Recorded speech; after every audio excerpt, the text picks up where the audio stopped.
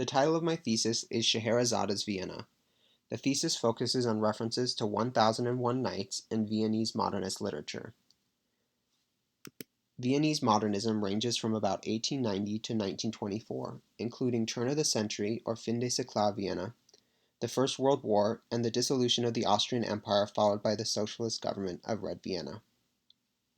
The period saw major developments in the arts as well as drastic changes in society. Generally, modernism is characterized by formal and thematic experimentation in all arts, ranging from abstract painting and sculpture to 12-tone music. Pictured here is the Secession Building, a monument to Viennese modernism. My thesis focuses on two works from two Viennese modernists, both of which reference 1001 Nights. One piece, Das Märchen der 672. Nacht, Tale of the 672nd Night, was written by Hugo von Hofmannsthal in 1895, just before the turn of the century, during the early days of Viennese modernism. Hugo von Hofmannsthal belonged to the upper classes of Vienna.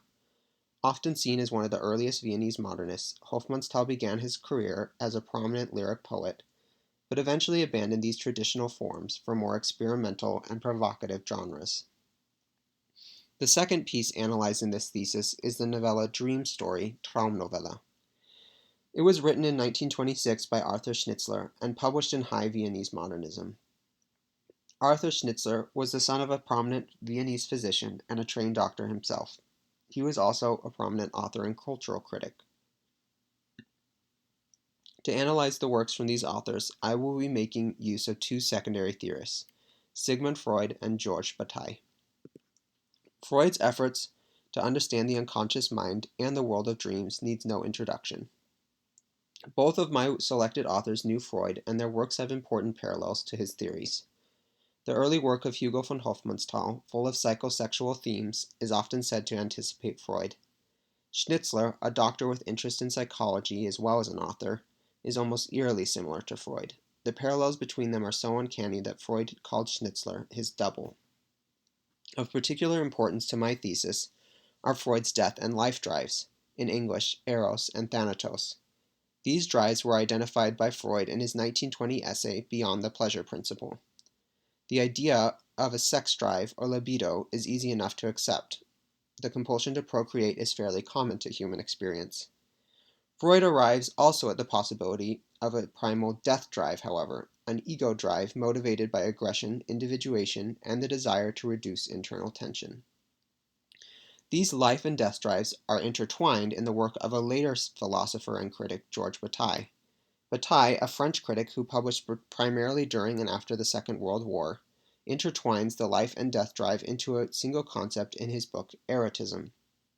Erotism, sometimes rendered as eroticism, is the intertwining of life and death drives, creating a psychological quest independent of the natural goal of reproduction. Bataille suggests that both life and death, the erotic and thanatic, are expressions of a search for continuity through reproduction, sexual intercourse, and orgasm, but also continuity through death, in that organic matter returns to a greater unity after it is separated from a deceased organism. Now on to 1001 Nights. Scheherazade, like Bataille's erotism, seems to embody both the life and death drives. She is the perfect bridge between this drive to destroy or separate life, both others and one's own, and to preserve life through sexual reproduction. A bride-to-be who is also under a perpetual death sentence, the Scheherazade of legend maintains a careful balance between the life and death drives of her husband the Sultan. As the story goes, she must walk a literal knife's edge between her husband's erotic and destructive impulses. Furthermore, she maintains this balance by employing narration. It is her storytelling which keeps her in the wedding bed and off the executioner's block. She tells stories to defer the day of her execution, as all of the Sultan's brides must be executed the day after their wedding. She is always careful to leave the ending of a story, the resolution, for the night to come. This makes her the perfect candidate for thematizing erotic-thanatic tensions in narrative. Scheherazade does not appear directly in Hofmannsthal's The Tale of the 672nd Night, but the title obviously implicates her. The title seems to suggest that von Hofmannsthal's story is one of her 1001, particularly the 672nd, which is missing from most collections. The story hardly seems to be a fairy tale, however. It follows an orphan merchant's son, or Kaufmannssohn, as he journeys from his palatial estate into a strange, suggestive city reminiscent of Vienna.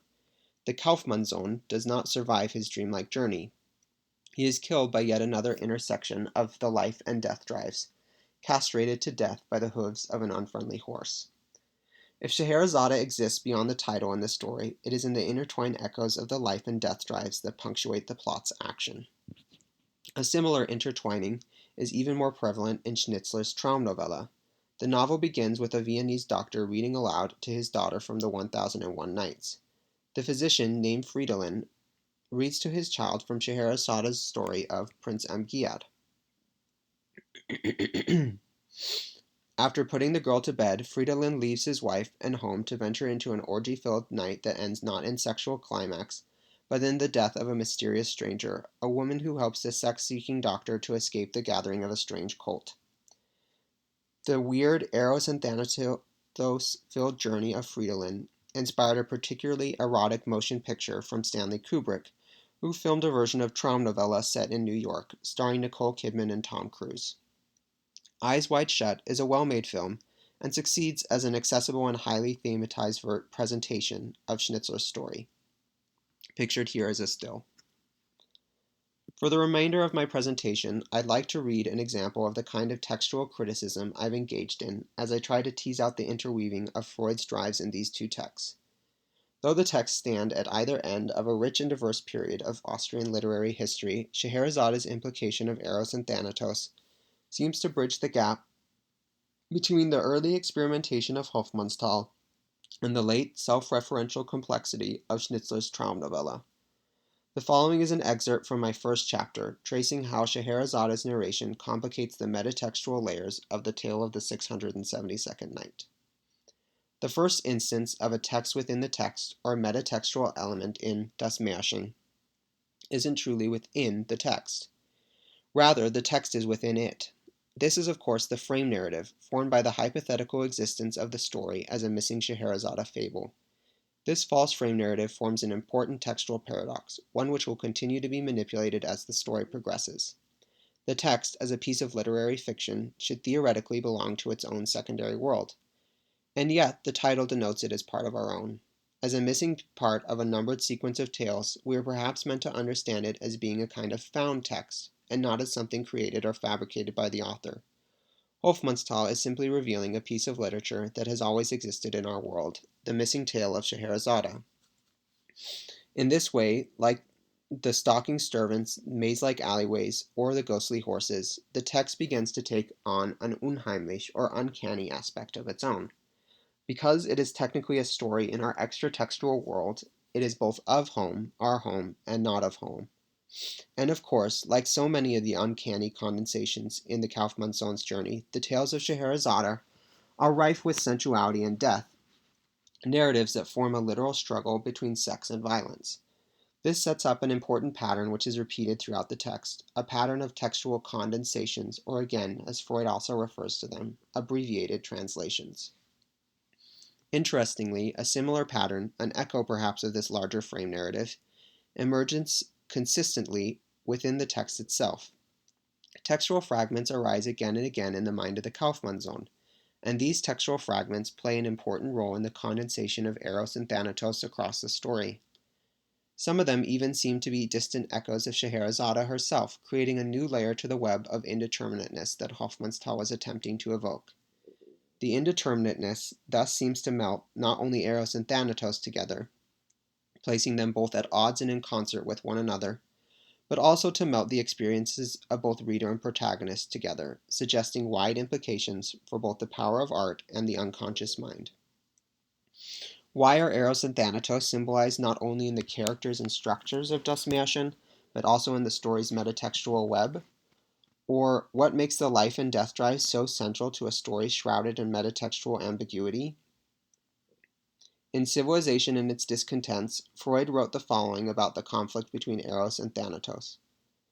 I may now add that civilization is a process in the service of Eros, whose purpose is to combine single human individuals, and after that families, then races, peoples, and nations, into one great unity. but man's natural aggressive instinct opposes this program of civilization. This aggressive instinct is the derivative and the main representative of the death instinct which we have found alongside of Eros, and which shares world dominion with it. Eros moves towards unity, Thanatos into the self. This journey of the Kaufmannssohn seems perfectly clear in this light. His fear of the inescapability of life and his romanticizing of death's embrace separates him from his servants, making them into circling Hunde, dogs. In his case, the aggressive instinct does not manifest itself so much as an outward violence, but an inner one. From the beginning of the story, he has been painted as a misanthrope, obsessed with the beauty of his possessions. One might say he is aggressively misanthropic. The presence of his possessions in the story, accompanied especially by the many textual condensations of Eros and Thanatos, does, however, complicate the matter of life versus death. In art, the program of civilization is not as neat as Freud has made it out to be. Consider one of the phrases Hofmannsthal uses to describe the beautiful objects, Geräte, that the Kaufmannssohn has lost himself in. Das Tanzen und das Todsein, the dancing and the being dead. Dancing we can read easily as Eros, and being dead is obviously the work of Thanatos. But both of these descriptions, not just the erotic, are applied to art. Art is an erotic movement of bodies, a network of relations, and a coming together of humanity. Yet it is also fundamentally unalive. It is an imitation of life, but only ever an imitation, and always dead. This is represented perfectly in the textual condensations of death and eroticism. As texts, pieces of narrative art, they are both alive and dead, agents of the erotic and the thanatic. Like Scheherazade's frame narrative, they represent both a union and a collision between Freud's two drives. Freud understood that the two drives shared this dominion, perhaps because of the way he understood language and text as specters of the unconscious. Consider again the section in which he details how latent elements which are contrary, in this case Eros and Thanatos, can be expressed through a single condensed manifest element. He writes, "A welcome analogy to this strange behavior of the dream work is provided for us in the development of language. Some philologists have maintained that in the most ancient languages, contraries are expressed by the same verbal roots. Freud goes on to say that this characteristic continues to some extent in modern languages, citing for example the words wieder together with and wieder against in German. Perhaps there is some ancient word that means both life and death. Hofmannsthal's story could certainly make use of such a word. In the tale of the 672nd night, there are elements of both Eros and Thanatos intertwined in the story, complicating the way that art depicts the struggle between Freud's fundamental human drives. In the end, readers must decide for themselves whether art and text are agents of life, death, or more likely, both at once."